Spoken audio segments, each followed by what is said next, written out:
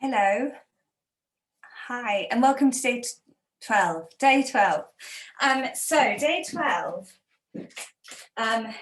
is where we hit the peak of the mountain in the primary series, and we're going to look at 4 poses, which are Bhujapadasana, Komasana and Supta Komasana, Garbhapindasana and Kukutasana. Now I'm going to talk through both of them for a minute.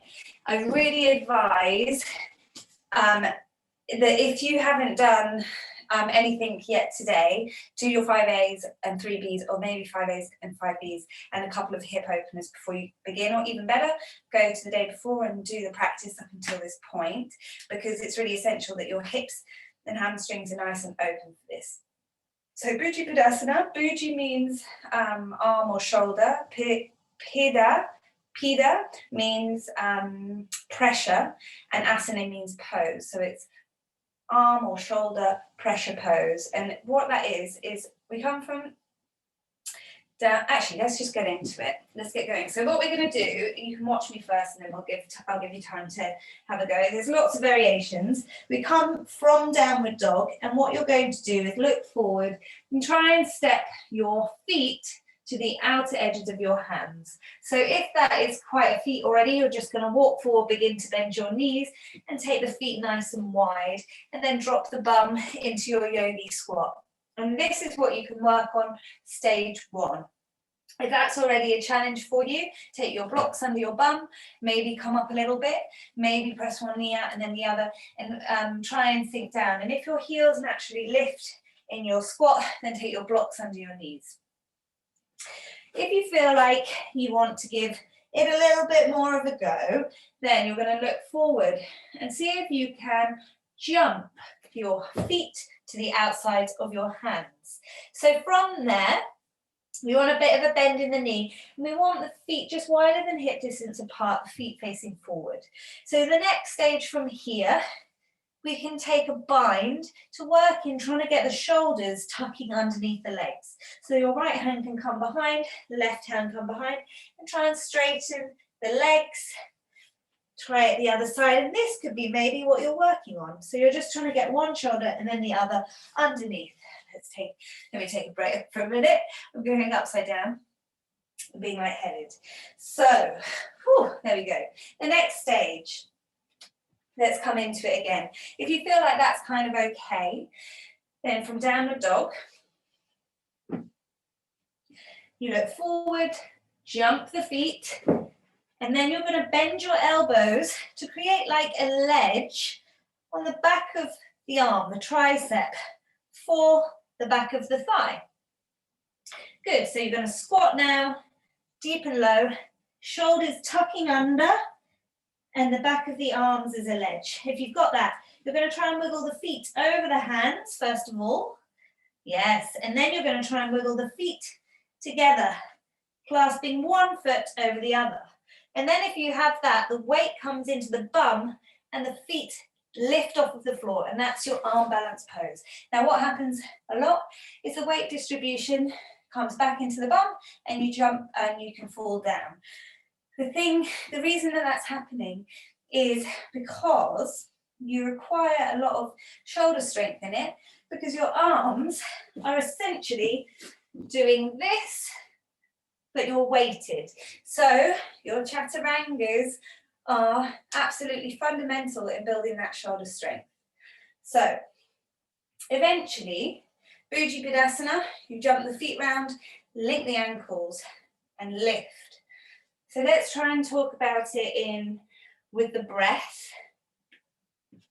Downward dog.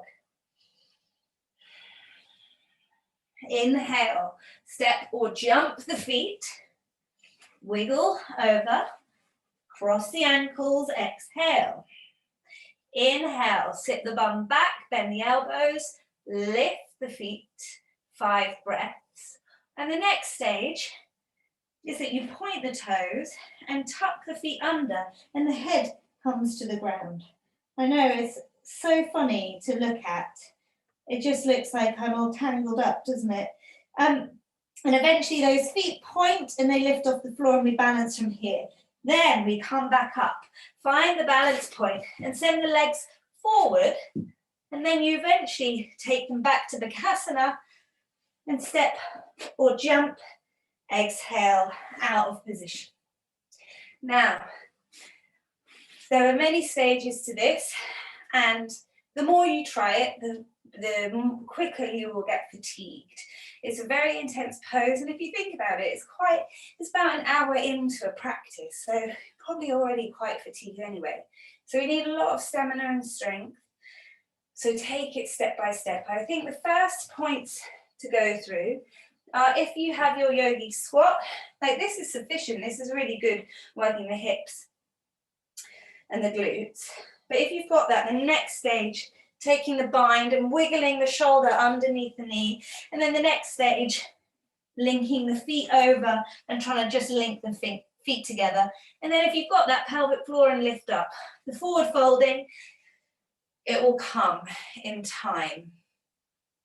So that's Bhujangasana. So just have a play around, pause it if you need. Ask me any questions, send me emails, texts. Happy to help. The next one is Kurmasana. Kurmasana means tortoise pose, and you'll hopefully see why. Again, it's a really intense position, and it can feel a little bit claustrophobic. That's how I felt for a long time, and which invoked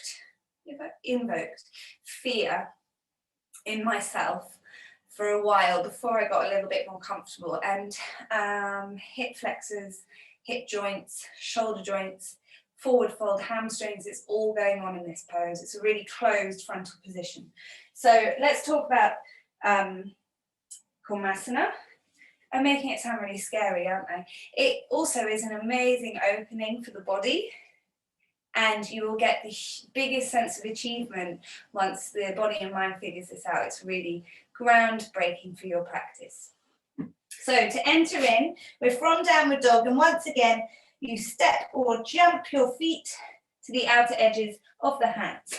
Now from there, you wedge the back of the arms under the knees, and then taking the weight into the hands, you drop the bum and lift the feet, and then drop the feet down. Stage one, you stay with the knees nice and, I'll try and do it this way actually. You stay with the knees nice and bent, soles of the feet on the ground, and you simply take the arms underneath the knee joint and come into a forward fold. You're going to begin to see, I'm a little bit like a tortoise now, maybe. If you feel like you've got that, and you feel okay, your hips are fairly open, your hamstrings are okay, you've got no back injuries and your shoulders are fine, then the next stage of this is to begin to wiggle the feet out and drop the head to the ground. And this is where it can feel a little bit intense. I've got a deep internal rotation through the shoulders, deep forward fold, wiggle, wiggle, wiggle, chest comes down towards the ground, and we take our 5 breaths here. So if even this is too intense, then the option for that is to bring the soles of the feet together and just take the forearms to the ground.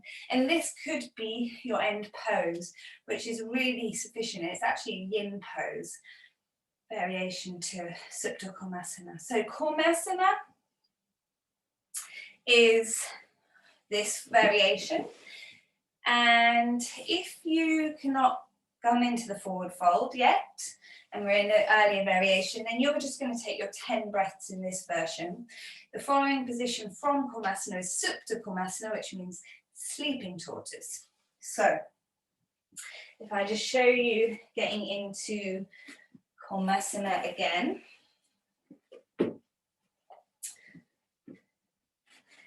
So it's inhale, step or jump feet, weight in the hands, drop the bum, exhale, lift the feet. Wiggle, wiggle, wiggle, come down, palms face down, 5 breaths. Then Supta Kurmasana, we rise up a little, hands come behind the back. And if your hands don't reach, you can take a belt from one hand to the other. This is kind of when you need the teacher to assist you. And then the feet wiggle together in front of the face, and eventually hands behind the back, and they link, and then the feet cross over, and my head is tucked under the feet. So I think it's worth pointing out, as you can see, my feet don't go behind my head yet. So as I say, 10 years in, still not there. And to be honest, I don't know if they ever will because of the position of my hips. For some of you, it probably will be accessible. But what I would say is this is a really intense position. So there's no rush. Let's just do it when we're in person and I can assist and make sure it's all beautiful and safe for you.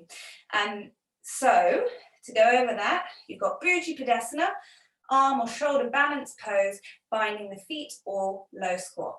Then you have Kurmasana, jumping the feet together, wiggle, wiggle, wiggle, forward fold, and then taking the hands behind the back and trying to cross the feet in front, Supta Kurmasana. And then to come out there, you know, the entrance and the exits are as important as the positions themselves. So let's pretend we're in Supta Kurmasana. And then I inhale, rise up. You can gently release and cross the ankles, step or jump to your plank. Knees, chest, chin or chaturanga. Inhale upward, exhale downward. Or you can come up into an arm balance from there. Now let's move on to Garbha Pindasana. Garbha means womb, Pida means embryo, and Asana means pose. So this is what translates as embryo pose. So legs out in front of you to begin, and you're either coming into lotus, right leg forward in first and then the left, otherwise you're crossing the legs. Now it's embryo pose because it's meant to represent the months that a child is in the womb, and we rock back and forward to represent each month. It's like a cycle of birth. If your legs aren't in lotus position, you're going to hug your knees into your chest, or maybe hug the sides of your feet. My feet pull a little bit when I do that, so I like to just hug my knees in nice and tight. And we take 5 breaths, balancing on the sit bone. Then you're going to tuck your chin and we rock back and forth. So in classes, we may only do 5 rolls, but traditionally it's meant for 9, but we can try for 5 today.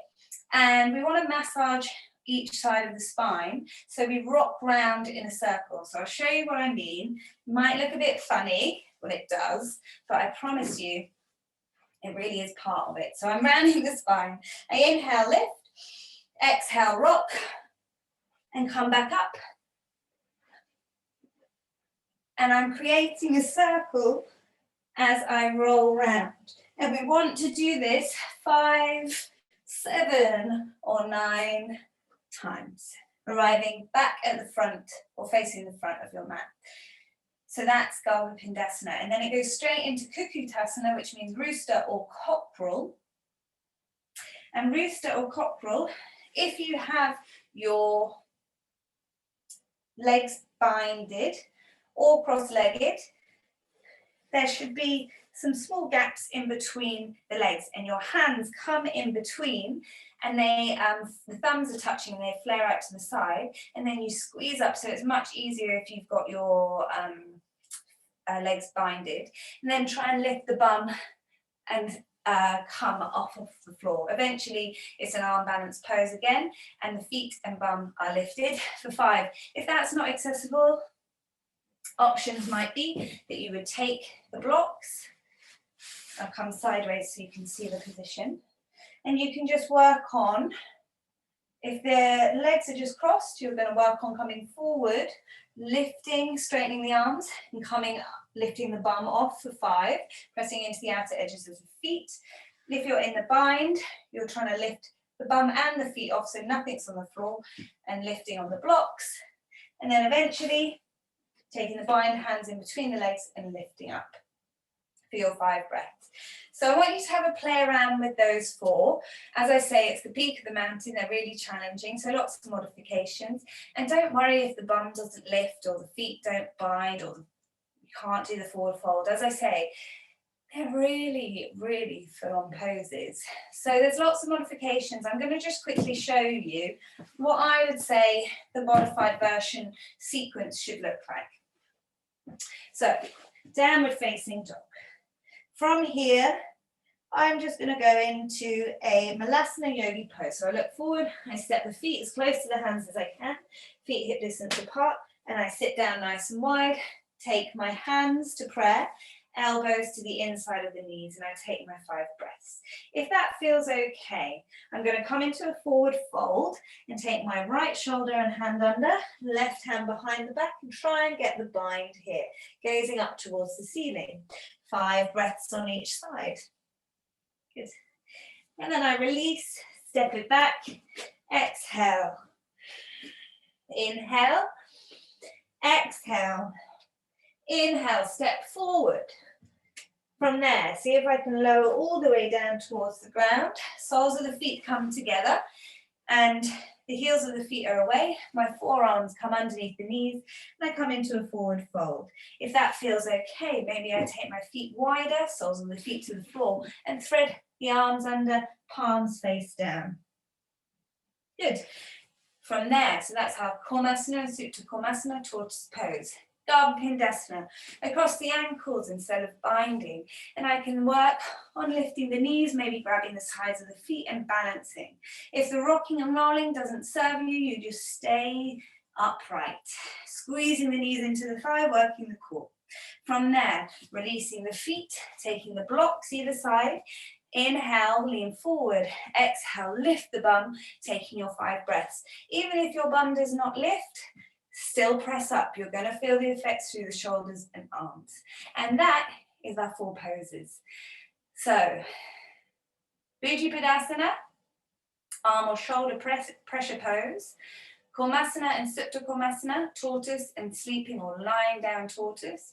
Pindasana, embryo pose with the rocking and rolling. And then we've got Kukutasana, rooster or cockerel pose, where we push up. So I know it's quite quick.